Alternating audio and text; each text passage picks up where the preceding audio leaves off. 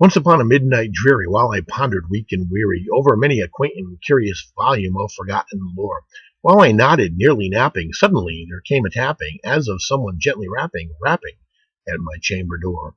"'Tis some visitor," I muttered, tapping at my chamber door, "only this and nothing more." Ah, distinctly I remember it was in the bleak December, and each separate dying ember wrought its ghost upon the floor. Eagerly I wished the morrow, vainly I had sought to borrow from my books a crease of sorrow for the lost Lenore, for the rare and radiant maiden whom the angels name Lenore, nameless here for evermore. And the silken, sad, uncertain rustling of each purple curtain thrilled me, filled me with fantastic terrors never felt before. So that now, to still the beating of my heart, I stood repeating, "'Tis some visitor entreating entrance on my chamber door. Some late visitor entreating entrance at my chamber door. This it is, and nothing more." Presently my soul grew stronger, hesitating then no longer. "Sir," said I, "or madam, truly your forgiveness I implore. But the fact is I was napping, and so gently you came rapping, and so faintly you came tapping at my chamber door, that I scarce was sure I heard you. Here I opened wide the door. Darkness there, and nothing more." Deep into that darkness peering, long I stood there, wondering, fearing, doubting, dreaming dreams no mortal ever dared to dream before.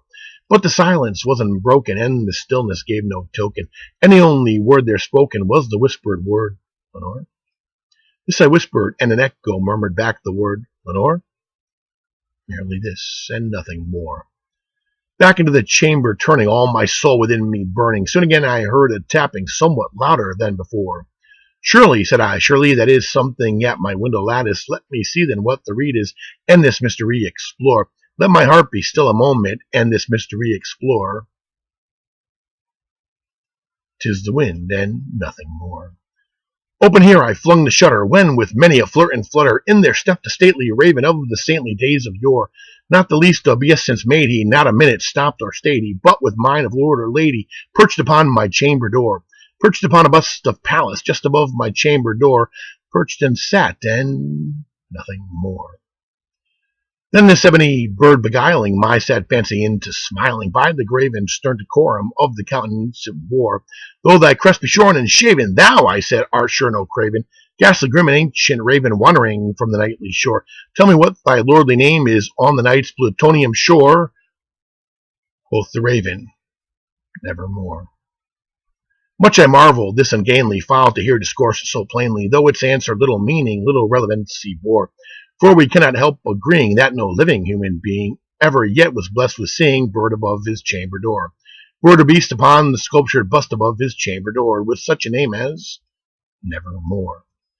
But the raven, sitting lonely on the placid bust, spoke only that one word, as if his soul in that one word he did outpour. Nothing farther than he uttered, not a feather than he fluttered, till I scarcely more than muttered, "Other friends have flown before. On the morrow he will leave me, as my hopes have flown before." Then the bird said, "Nevermore." Startled at the stillness broken by reply so aptly spoken, "Doubtless," said I, "what it utters is its only stock and store, caught from some unhappy master, whom unmerciful disaster followed fast and followed faster, till his songs one burden bore, till the dirges of his hope that melancholy burden bore, of nevermore."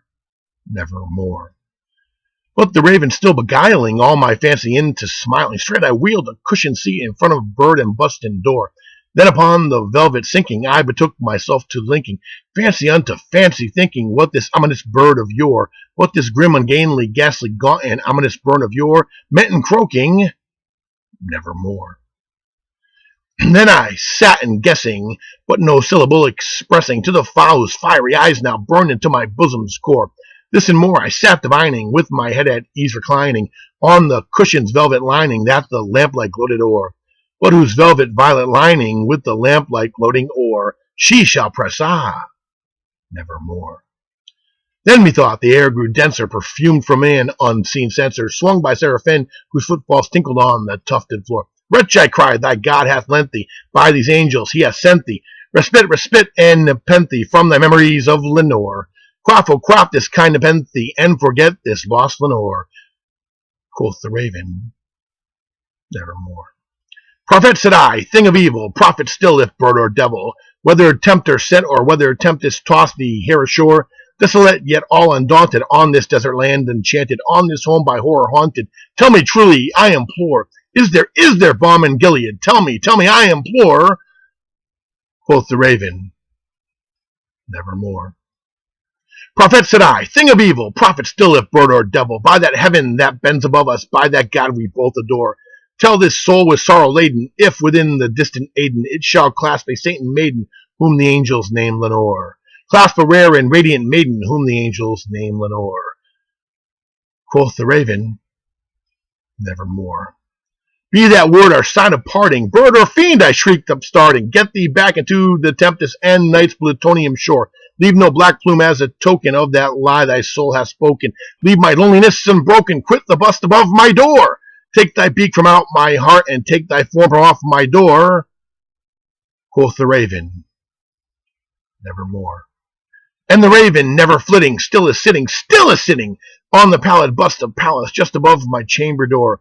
And his eyes have all the seeming of a demon's that is dreaming, and the lamplighter o'er his streaming throws his shadow on the floor, and my soul from out that shadow that lies floating on the floor shall be lifted nevermore.